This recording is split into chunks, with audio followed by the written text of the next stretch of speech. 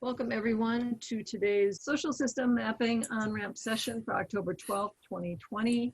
It is in the United States, National Indigenous Peoples Day. So I just want to acknowledge that there are members of our community who aren't with us today because they don't work on this day, which I respect. And I work on just about every holiday. So I said, we'll plow ahead, but recognizing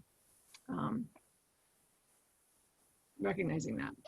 Okay, so for those of you, so I'm Christine Capper, your host today, co-founder of sumApp and Greater Than the Sum. And I don't know if Tim, if you can see Tim, probably not at the moment since I'm sharing, but Tim, you could wave if you're not on my screen. So, and Tim is the co-founder of Greater Than the Sum with me, my husband. And also Kara Martner is with us. Kara is our tech support person and all around help in a lot of different ways support person. And so if you get stuck or need anything, ping Kara, and she will also be putting things in the chat, links in the chat that are useful as we go along. And if you are, let's have you mute for the moment. If you're not talking, let's mute you so that the sound is not reverberating, but feel free to unmute if you need to say something. So this is our first monthly, we have a monthly cycle of community practice sessions. The first one is on the second Monday, which is an on-ramp session, which is today's session. And today we're gonna, Katy Mamen is gonna share with us her Social Gastronomy Movement Map, which we've been sort of aware of her as she's been working on it, and we're excited to see it. On-ramps are really for getting to connect with other mappers and getting to see social system maps. So if you've not seen one, this is the right place to be because you'll get to sort of have a high level introduction to one. And so this is a good intro place. The second session of the month is on the third Monday, which is usually, which is always a deep dive conversation, which is usually something that grows out of conversations that we have or questions that arise during the on-ramp or that are just questions that are being talked about sort of in the community amongst the people that I'm connected to and that we're connected to each other. So it's an opportunity to have a fuller conversation about a specific topic. Next Monday, the deep dive conversation is going to be about using data visualization concepts to inform social system map design. So how can we learn from the field of data visualization to make our maps more readable? And then the fourth Monday is our third monthly session. And on the fourth Monday, we usually have a tech talk, which is usually introducing some rather less obvious and less used feature of sumApp or going into some technical ways of doing things in Kumu. And this coming Tech Talk Monday at the end of October, we're going to do a slightly different thing, which is to not have a specified topic ahead of time and do some liberating structures to give people an opportunity to connect, to give technical mapping types, those who are actually working in Kumu and working in sumApp, the opportunity to connect and share ideas, do a little bit of giving and getting help. And then we'll have an open-ended question session that Tim and I will both be able to respond to questions. So that's our monthly sort of outline. We invite you to take part in any and all of those. And then also, if you're wanting to learn more about social system mapping, we have a social system map, community practice map, social system mapping community practice map, which a lot of us are on that map, and it's a good example of a social system map, and it will give you a firsthand experience of what it's like to go through sumApp and put yourself on a map. So if you're interested in doing that, just to deepen your experience, Kara has put a link to the opt-in form for that in the chat. Also, all of these links that Kara's putting in, if you can't catch them right now, don't worry about it. She will also send a follow-up email within the next 48 hours with all of the links plus a recording of this session. So if you want to just relax, feel free to do that. You don't have to grab all these, but if you're anxious to jump in, the links are there. You can also join our Slack team and ask questions of the whole community. And we also have an online knowledge base, which is full of articles about various social system mapping related things. So all of those are links in the chat right now. And then also, if you're stuck or need someone to just think with you about a process, I have a half an hour a week that I devote to just being online and answering questions for whoever shows up. So those are Thursdays from 5 to 5:30 p.m. It's not a great time for people in Europe and Asia, I recognize. So if you're in Asia or Europe or any place where the time zone doesn't work, just ping me and we'll figure something else out. But for people for whom this time frame works, you'll see the link to it in our Slack, and just jump on and join me if you're stuck. Okay, and if I need to cancel, I'll cancel in Slack. So today's agenda, we're gonna do chat intros in a moment. Katy's gonna share her Social Gastronomy Movement Map with us, and then we'll hopefully have some time for questions and answers. And then for those of you who are interested, how we usually do this is the formal session lasts an hour. So we get to the back to the top of the hour, and for everyone who needs to leave at that point, we all say goodbye and close the session down. But if you want to stick around for an extra half hour and ask more questions, or have some thoughts you want to share, whatever it is, or just want to hear what anybody else is sticking around to talk about, then when we do the close at the top of the hour, just don't leave the meeting, and then we'll still be here and we can talk. Okay, so I'm gonna, oh wait, I put the slides in the wrong order. We'll do the chat intros first. I'm gonna stop sharing. No, let's just do it this way. I'm gonna introduce Katy, and then Katy, maybe I can talk them through the chat. I'll stop the screen share and we can do the chat. But Katy Mamen has made a few of these social system maps and been a member of the community for a while, and has a lot of wisdom and insight about social system mapping that I always appreciate. And she's one of the people in the community who sort of does all parts of it, from the technical part to the visioning and the sense making part. And this is a recent project she's been working on that Tim and I have been sort of aware of in various ways, and we're really excited to see it. So I'm going to stop sharing. And Katy, I apologize. I did that in the wrong order. How do you want to talk through the chat? Do you want me to, how do you? Well, yeah, let's do introductions. That sounds great. Okay. So for introductions, let's have you start with putting your name, your pronoun, and your location into the chat.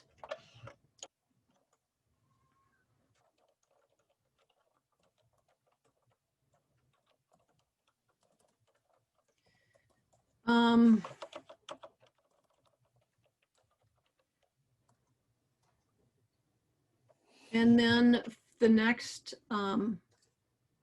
question is, what's one primary network that you're a part of or are working with? So a network you will be looking at this map sort of through the lens of what their needs are. Silver City. I used to live in Cliff, New Mexico. Yeah, I'm halfway between Silver City and Cliff. So are you? In 180. Actually, I used to live in Gila, which is like up. Yeah. I mean. Yeah. Wow. That's by the river. Yes. Okay. That's pretty amazing. Yeah. Beautiful area. I just moved here at the beginning of the year. It's really excited about. Man. Yeah. That's pretty rare. Not a lot of people here. No. A lot of interesting ones. Yeah, very interesting people. Okay, and then so, and I stopped reading. So and then the last question is, what's one network weaving challenge that you think or hope that social system mapping might be able to help with?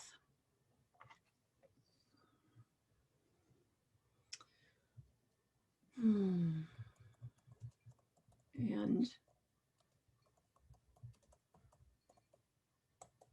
team coaching.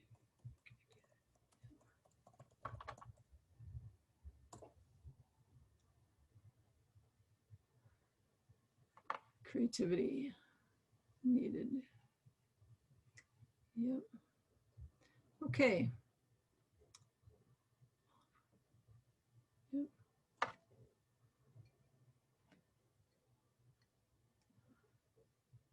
Those are all really important challenges.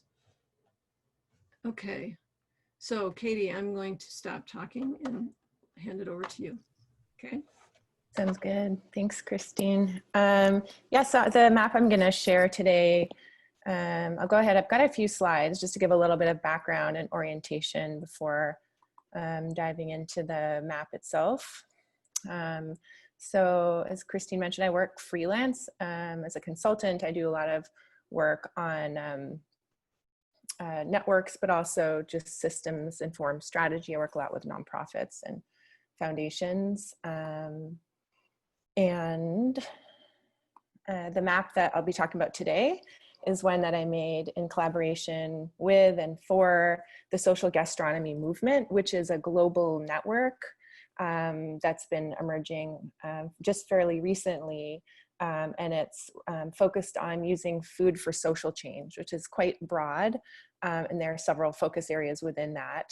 And it emerged out of a Brazilian nonprofit called Gastromotiva, which started as a kitchen, it was called a social buffet by a chef, David Hertz, in 2006. And it was basically a kitchen using, gleaned food to eliminate food waste and to serve low-income and at-risk youth.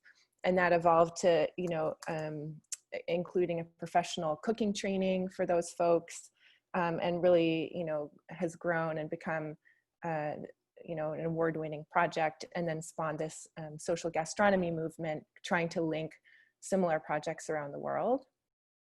So the mission of the Social Gastronomy Network is to foster connection, collaboration, and partnerships in place, but also internationally around these issues.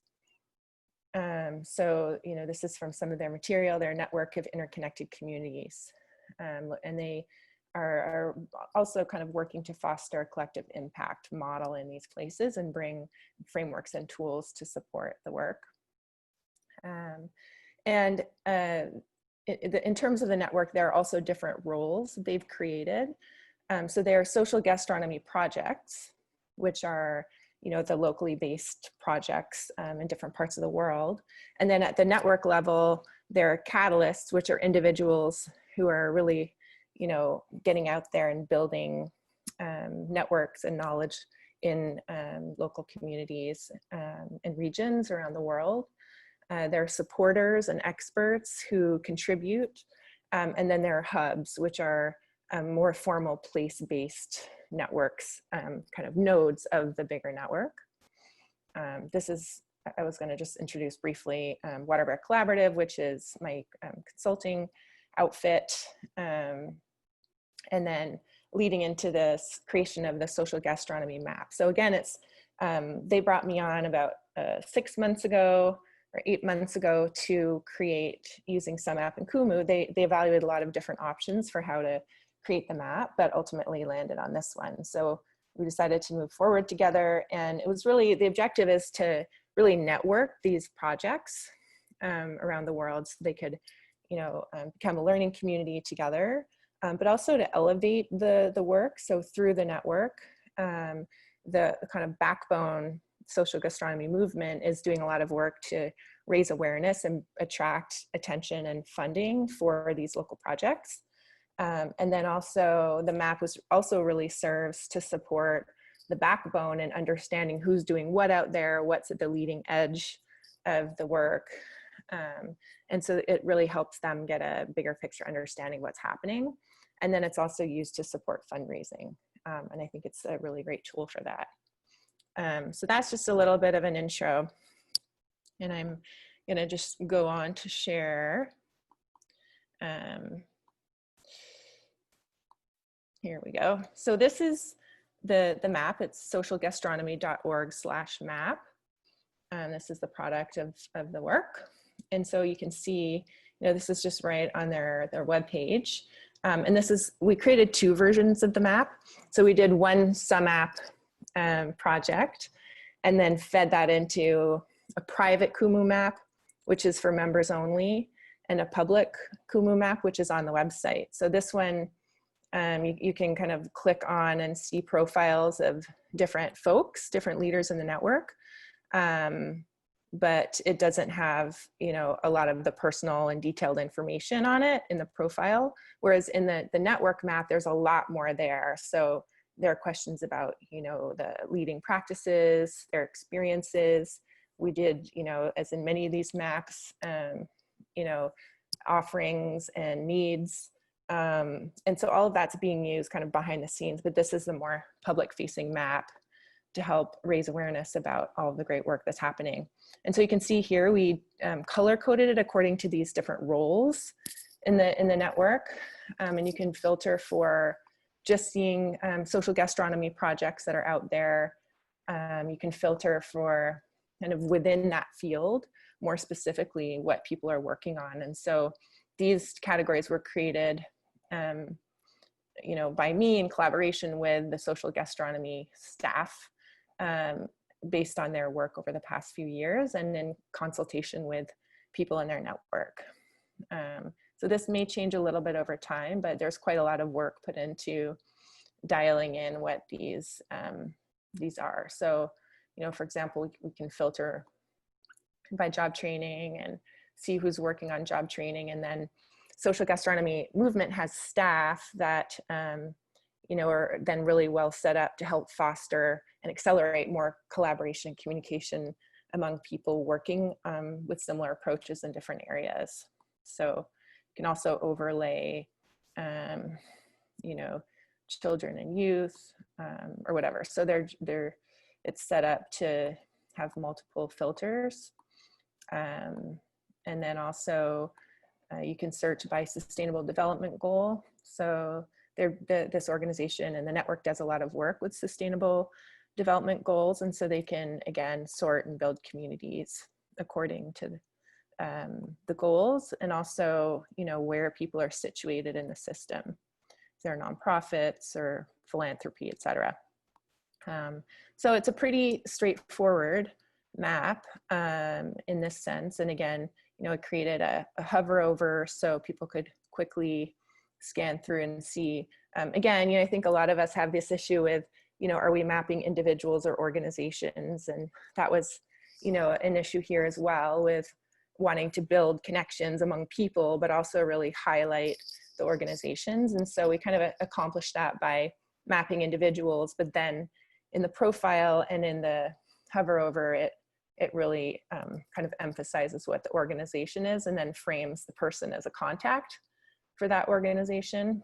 And then, again, in the profile, it by default puts the person's name, but then we kind of elevated the organization and the organizational info before putting in the individual's information.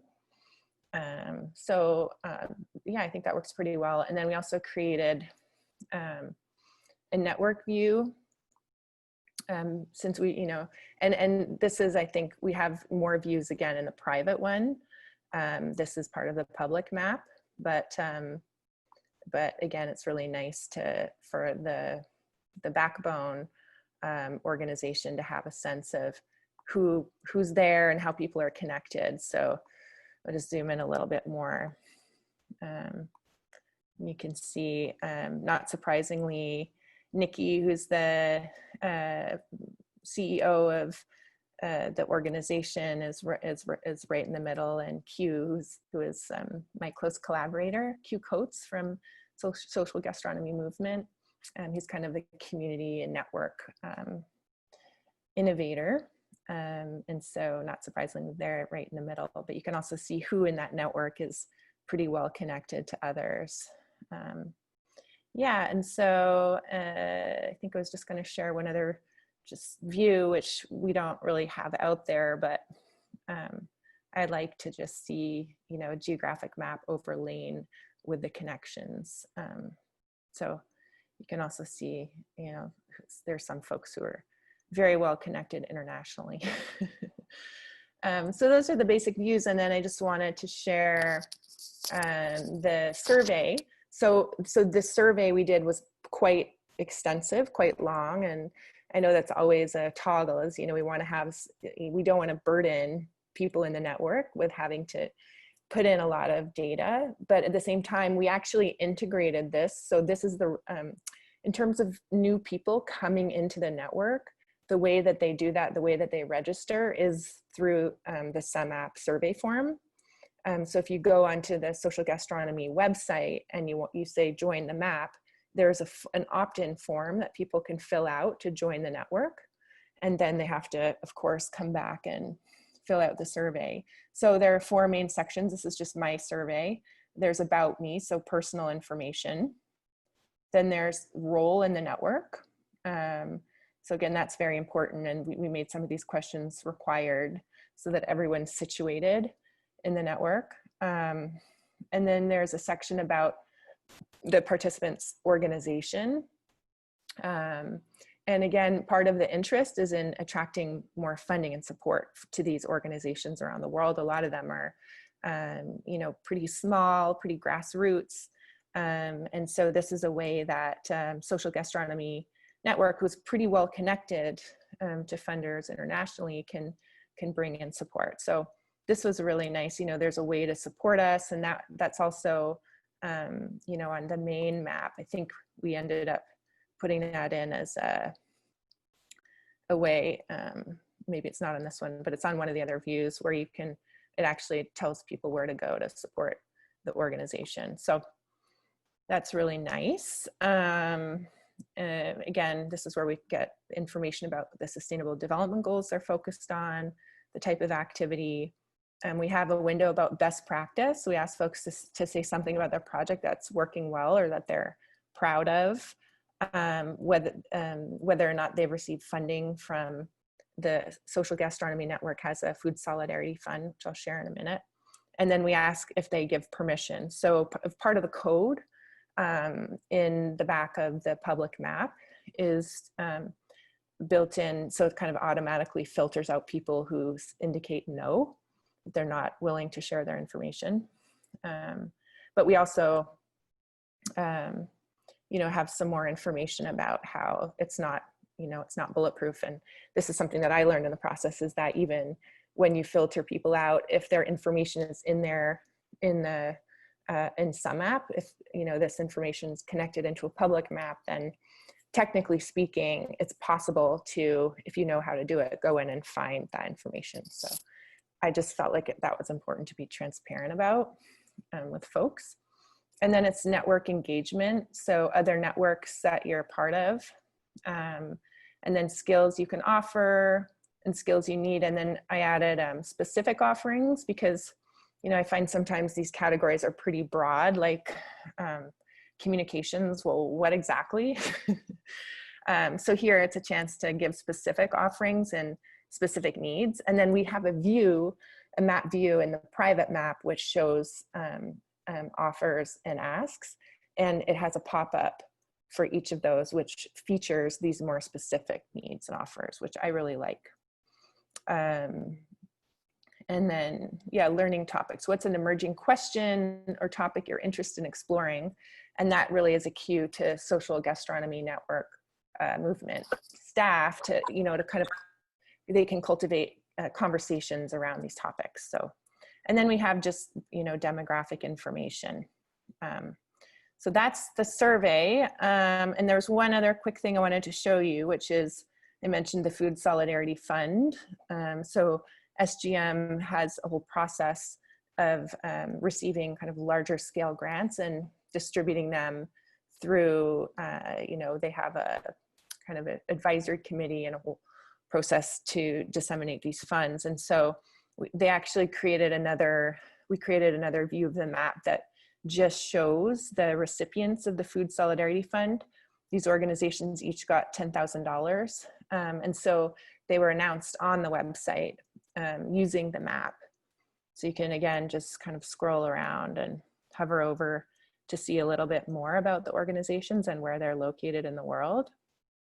And it's really great. I mean, there's so many amazing projects happening out there. And I think the map's been pretty effective. And then you can go down and there's a little bit of more profile on each of the organizations. So yeah, so there's a lot of different layers to the map and how it's being used. Again, this kind of main public map, and then through the sumApp portal, a members only map that everyone has access to that has the more detailed information and really encourages people to get connected. I'll just stop sharing for a minute. Encourages people to get connected, and then the backbone can really help foster that. So, you know, we've talked about hosting Zoom calls based on a certain topic that has really shown up as a key interest for lots of folks, and then inviting those folks together or creating calls around a certain ask and offer to connect people who need a skill with those who have it, and that kind of thing. So I feel like a couple of things that made this work really well are having an organization with staff resources to really keep it going. We're looking at all these different ways of socializing the map. So there's a big global gathering happening starting later this week. And we're talking about how we can use the map to introduce the sessions and make sure everyone understands how to navigate around and use it. So that's really great. And then just integrating, you know, registration to the network through the, you know, using sumApp to do that, and saying like, yeah, it probably takes 15, 20 minutes to fill out the form, but that's, you know, the bar that the organization felt comfortable with, and kind of feeling like if someone's not up for doing that, then maybe not a good fit for the network anyway. So looking at just, you know, attracting folks who are really serious. And yeah, and it's gone well. And I would say that the two kind of main challenges that rose up during the process as well were, one, language. This is all in English, and we did a lot of work into how we could accommodate people who don't speak English, because this is a very international group. And we were also, you know, really looking at how do we use the sumApp data to you know, do a Brazil map, for example, or a Rio area map. Particularly after COVID-19, they were really interested in mapping, you know, what's emerging on the ground in Rio to feed people, because there's huge, as everywhere, increase in malnutrition, hunger, and food access. So that was more challenging because, you know, in Kumu, if it's just Kumu, you can do, you know, it's a little bit easier. You can create profile information in a different language, but there's no kind of translation function, unfortunately. So that was a real bummer for the organization.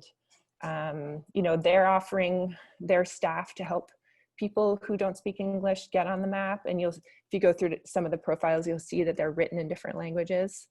So that was a key challenge that's just technologically insurmountable. And the other one is we're still working on this, but with the geographic map, there's a lot of data in there, and it's using people's addresses rather than latitude and longitude. And if you're on a slow connection, there can be kind of a glitch that happens that makes it so that you just get a blue screen and you can't see the map because it takes longer for the elements to load, because it's translating into latitude and longitude than the map.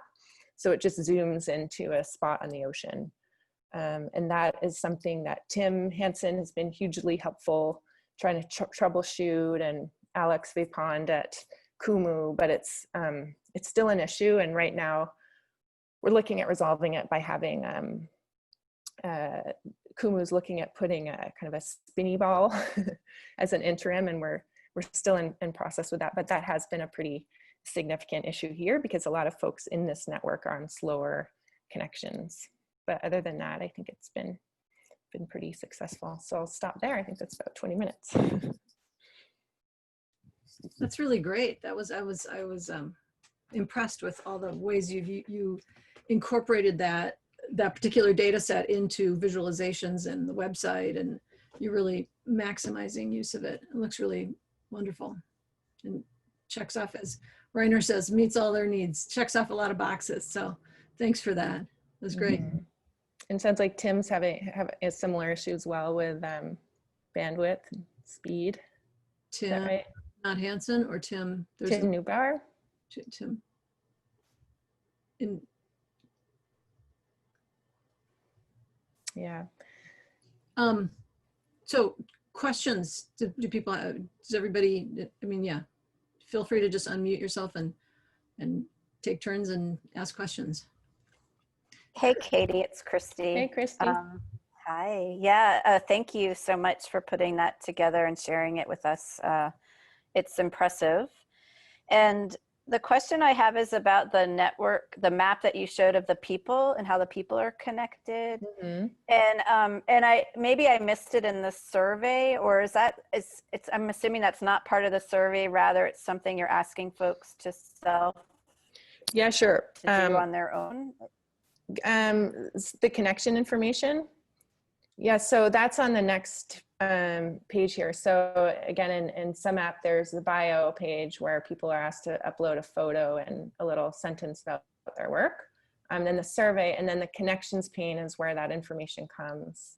So again, you go through these tiles and click and indicate how you know the person, which is so great. I just love that. And we just did it with one level. You can ask multiple questions about the nature of the connection, but this is really helpful. And then when you go into here, you can, I didn't mention this, but another filter is connection type. So you can, you know, select, you know, because we also want to understand how is this network actively fostering connections. So this is a map of all of the new relationships, new working relationships that were formed as a result of the Social Gastronomy Network. So that, you know, is helpful in terms of for funders especially, or in particular, you know, kind of highlighting how much work is being fostered or created through the network. And so just one other thing we're planning on doing down the road a little bit is a timed map so that you can see how the network has grown over time, but it's still pretty new. And so we felt like it would be good to wait a little bit on that one.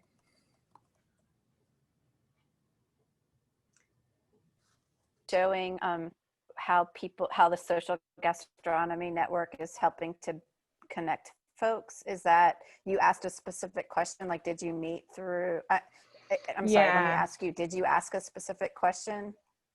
Yeah, we had okay, the 4 different levels. So we ask, you can either say I know about this person through SGM, I know or have worked with this person outside of SGM, I've had a valuable exchange with this person through SGM, or I have come to actively work with this person through SGM. So, and those can be defined any way you want them. Someone else? Mary, I think you had a question. Go ahead. Yeah. What's the maximum number of people? That always comes up with international movement types of things. Yeah, the limit is 1,500 people, and this network is only at about 150. But that's actually that was a concern.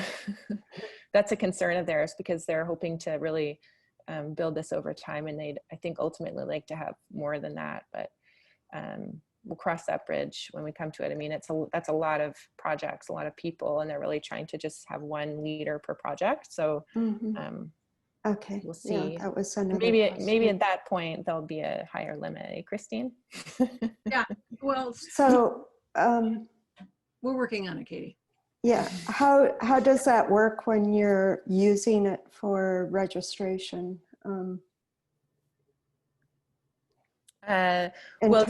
You were saying that it's primarily one leader per network, organization, or project, or whatever. Well, there's not really like a technical way to limit that. But I'll just see, this is again the website, so it's got the map and then it explains it a little bit.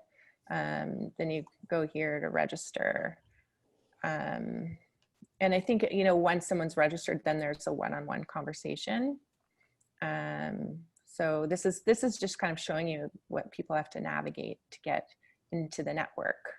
There's no cost to join, but there's a little introduction from the founder. Again, it talks about these different roles in the network. And then there's the map. And here, oh, not seeing it, but there's a place where you click to join. And then it takes you, I have to double check where that is. It was on the last page you were on. I saw it just. Oh, it was on the last. Yeah. Okay. Anyway, so then they get the opt-in form. Oh, okay. Anyway, yeah. That's great. Thank you. So It says their organization's working with the Power Food, so maybe that helps limit their. yeah, it hasn't Great. been an issue so Great. far. And in cases, there actually are some cases where there are 2 or 3 people from the same organization, but there's, in this survey, they're asked to name one person as the lead, and that's who gets mapped for the organization. Yeah. Okay, great. Jim, best. Yeah, I've got a bunch of little questions, but so you didn't use entity, you didn't use a dual mode. You just have a Right. single person mode, and then you identify an organization versus a person. You have one rep Yeah. per org, but then do you have individuals that are not, or like multiple people that Yeah. are in an org? What's the Right. rate, or what's the number of people that are just sort of not represented in an org? There aren't very many, but again, so for the organizations where say there are 2 people, one's an official representative. So when we have a map of just social gastronomy organizations, we don't have multiple elements showing up for the same organization. It's just the one person, and the other understands that that's not there. But in the social network, the network map view, that's more individual based, because there are different roles in organizations. You often have someone, out front with the program work or out front with network stuff. So kind of parsing that out and being able to show that is really important for individual organizations. And that's really the view, or the set of views in the private map that members only can access, where you can kind of have a bit more fine tuning of who's who. So like how many orgs and how many people, just to get that ratio? Well, I know there are over 100 organizations, and there are 150 people in the map. So you talked about how people are using the map. It sounded like you had 2 levels going on there. One where the organization at some point, maybe the weavers, or whatever you called them, the catalysts, were looking at the map as a whole and asking questions. But then you also had, how are the individuals using them? How are you engaging them? You had a couple of things about offers and asks and so forth, but is that a rich conversation yet about how people are making sense of the map and using it?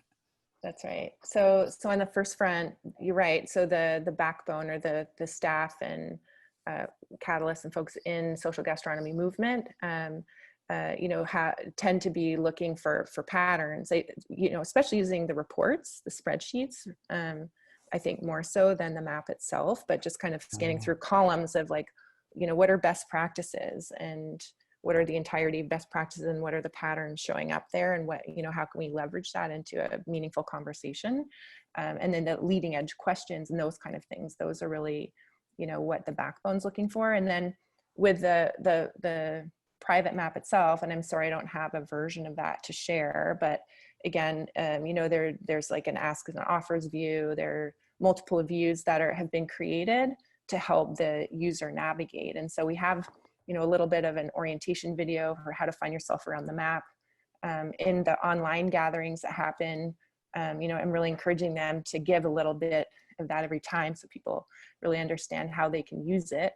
And then we encourage people through the map and through the language in the sumApp interface, to encourage people to reach out to each other, and have all their contact info is in there. And then, again, over time, it's still kind of being designed, but we have a lot of ideas for how the map can serve to foster conversations that accelerate collaboration and impact in these different areas. Well, thanks. Yeah. Schreiner? So more a question about the topic of the effect of gastronomy on changes in society. On the map, Europe looked a bit empty. And I never heard about the social gastronomy movement, but here in Europe is active a group, Slow Food. I don't know if you are in contact with them, and that's for, at least for Europe, that's a bigger organizational network spanning on whole Europe. It started from Italy. In the beginning, they had more the quality of food, and now they are on these educational and transformational aspects of food as well. That, and I think that could fit in very well. So. Yeah, no, yeah, I'm familiar with the slow food movement, and it is all over the world. It's very active in the US, although less political. And mapping in those chapters here would be really powerful as well. I'm not sure, I'll mention that to SGM folks and see what the potential might be there to weave those together. Thanks for that. But yeah, it'd be great to spread the word in Europe. Okay. I have a couple of questions. One, just sort of an easy technical question. The links themselves, when people input them, it looks like it's required. So I have to say I'm new to all of this. I sort of stumbled upon this in the last couple of weeks. So my background's in systems engineering, but I've been making the jump more toward human systems. So specifically about the links themselves, it looks like if people aren't putting in the HTTP at the beginning, they're not linkified in the map. Is that something, you know, do you do data cleaning to the data that's entered into the survey form? Or are you talking about these links here, Carrie? Correct, yeah. Yeah. So that, for example, like the video link or so if they only have put in the www, it's not linkified. But if there was another one that was turned into like a blue link, and I noticed that it had the HTTP on the beginning of it, although it appears actually that's just a setting. Excuse me, that's a setting in Camus. You just go in. Katie just didn't do that for that, but it's just a setting in the back end where you can set any field to be a link, and then that will be linkified. Okay. All right, great. Well, that's news to me, and that's actually great. So I'm going to go in right after this call and change that setting. Thanks, Tim. That was news to me too. Great. Katie, one other thing, if there are, if it's a field that you're just asking for a link in, you can make it validated so that they can't put in a non-link also. But in an open text field, there's no way to enforce that it'd be a link. But in a single text field for just a URL, you can validate it that way also. In Kumu. Yeah, great. No, in sumApp. In sumApp. Oh, okay. In sumApp survey, if you go to a text field, there's an option called validate, and then you just select URL. And in the back end of Camus, there's all kinds of settings for each field.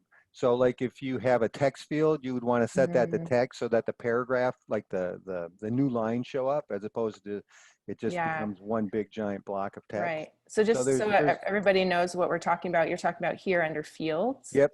You just click on, it says, yeah, exactly. So for email here. Yep. You'd click on this. Yep. And then there's you go to the type.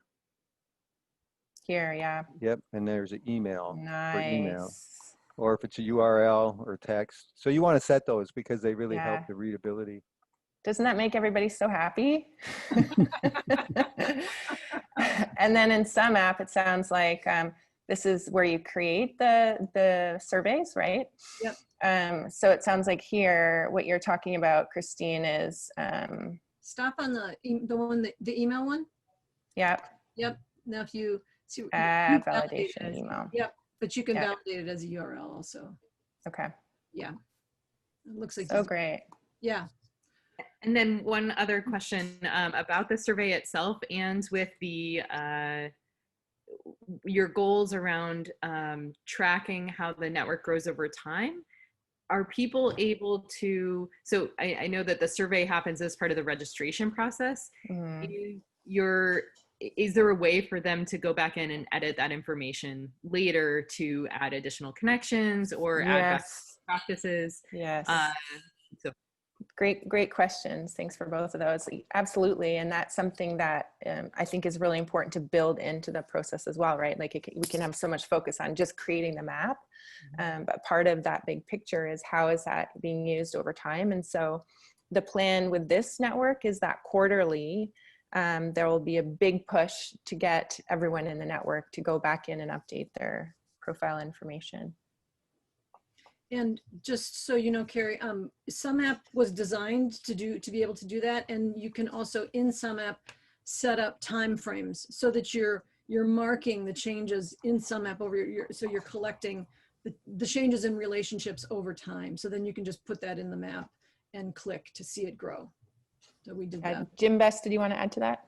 Yeah, just that it's such a great evaluation tool, especially for funders and people that are wanting to see how did my grant work out? You know, was there a change because of the intervention? I love that piece of it. The other thing that I really appreciated about what you did is in there, it was the embedding of a map just in the, you know, one of the pieces that they had produced for educating themselves, but then just embedding the map in it. So it wasn't like the map was the center. It was just like, oh, you can go into this map and here's some information about it. So that's a great ad, it seems to me. Great use of the map. Nice. You got a lot out of it. Got a lot out of that map.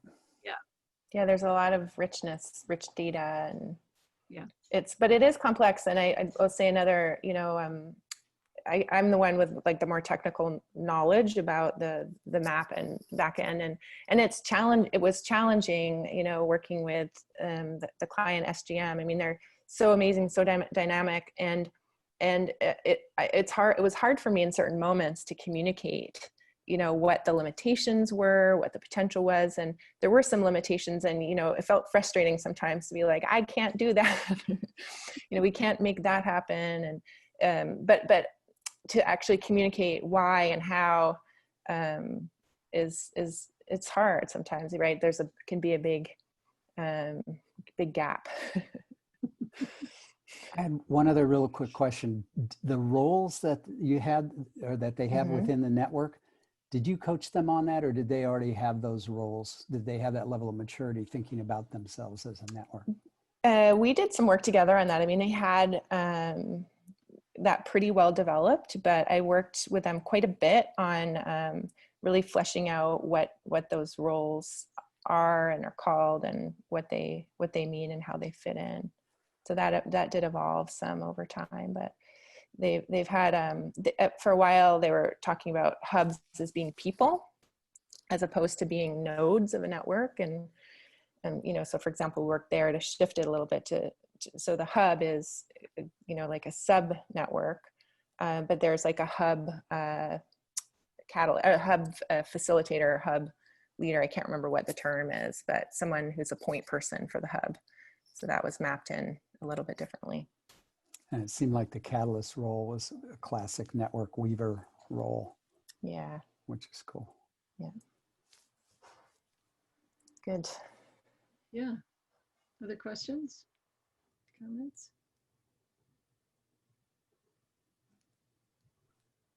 Jane? Thanks.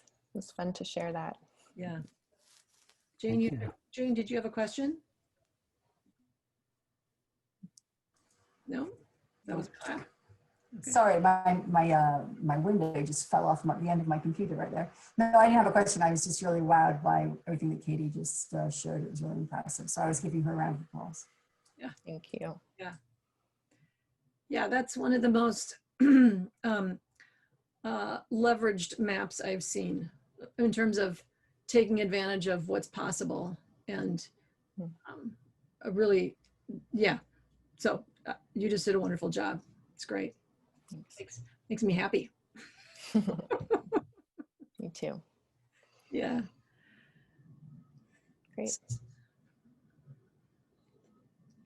So shall we So are we, does anybody have anything they want to say?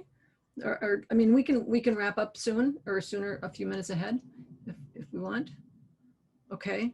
I have a request before we do that, which is that Tim and I are working on updating our website and trying to frame the whole point a little differently than we did the first time around 5 years ago, and give more information. And so the request is, if you have experienced either sumApp or social system mapping, or even just these trainings, we're looking for testimonials. So like either testimonial about whether or not the training was valuable, or what sumApp does for you, or what you think of social system mapping, any of the above. We would love to see a testimonial if you're willing to write one up, and you can reach out to Kara to process that, and we'll get it in the website. And maybe Kara, do you mind just putting your email? Yep, thanks. So Kara's email is in the Slack and or in the chat, and she's also in Slack, so you can reach out to her in our Slack if you're there. Other than that, so this has been a wonderful session, and what we'd like to do at the end of the session is to all unmute, and then if you're willing, and I'll count down 3, 2, 1, and when I get to 1, we'll just all give each other our greetings and our best wishes for the day all together. And then if you want to stick around and ask questions, just stay on, and if you're ready to go, just go ahead and close out the meeting. So are we all ready to unmute? Okay, 3, 2, 1. Thank you for coming, everybody. Everyone, wonderful. Much, Katie. Off the script. Nice. Bye.